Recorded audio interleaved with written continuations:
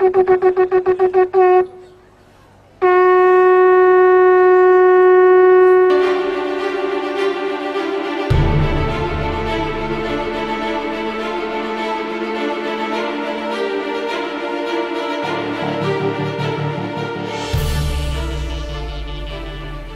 it's Jim Hutchins for the Jerusalem Connection Truth Report for this week.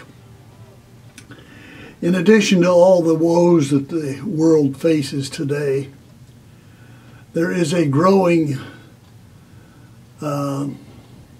anti-Semitism, both in secular institutions, secular universities, colleges in this country, and throughout the world.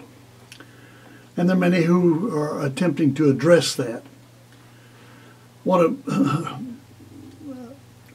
read a portion of concerning a group of men who are attempting to address the whole issue of anti-Semitism.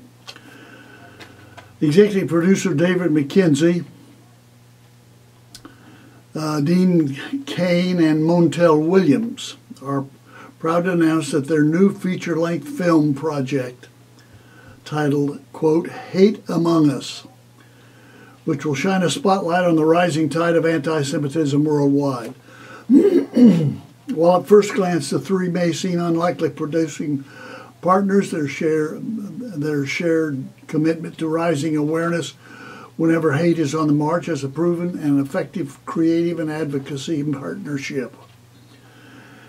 Quote, "Anti-Semitic incidents were up 86% in the United States in 2017, and that should scare all of us." That's a quote from Montel Williams. He goes on, "History tells us that anti-Semitism is a form of bigotry. Bigotry that can easily escalate from rhetoric to violence, and showing audiences that this rising tide of anti-Semitism really looks like, I hope we can contribute to an equally dramatic decline in the dangerous ideology of hate." Dan Cain agrees. He said, "We're very concerned about the amount and degree of anti-Semitism that is growing throughout the world. And as I said once before, especially in secular universities and colleges here in the United States. It's just pervasive there, sadly. And the continual denial of the Holocaust by so many different sources. We believe it's important to tell this story now so we can stop the spread of anti-Semitism and the lies that Holocaust deniers are preaching." Hate Among Us, the film, is scheduled for the fourth quarter of 2018, and filming has begun in the United States, Canada, Europe, and in Israel, as well as other countries around the world. Associated Television International, ATI, will distribute the film for theatrical distribution and all television worldwide. Jim Romanovich, president of Worldwide Entertainment at ATI's distribution group, said, I quote, "We're honored to bring this compelling story to millions of people around the world so that they can truly get a deeper understanding of how these horrific situations affect not just the victims of genocide, but the changing world itself." Growing anti-Semitism. And it is indeed growing. And I, for one, certainly appreciate the efforts of those who are addressing this issue. But I think we need to look to the Bible to find out exactly where it's headed. What's the result of anti-Semitism? And there's several references to the different wars that have to take place, yet futures.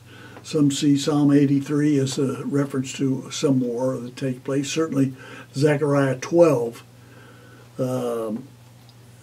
is a war that a stunning victory is achieved by Israel.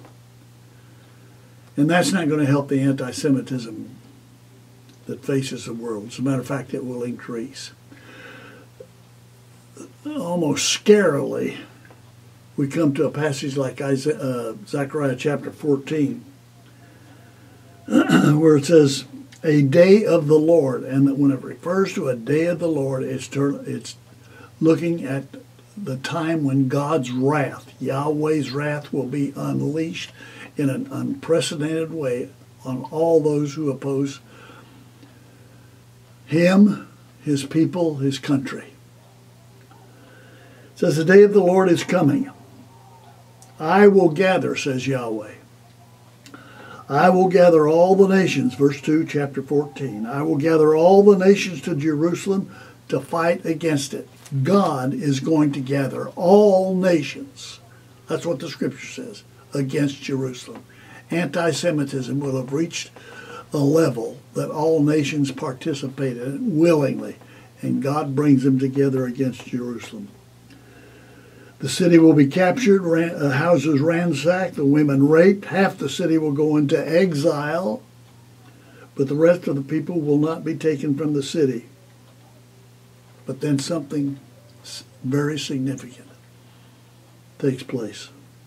But Yahweh will go out and fight against those nations as he fights in the day of battle. On that day, his feet will stand on the Mount of Olives east of Jerusalem. Whose feet? Yahweh's.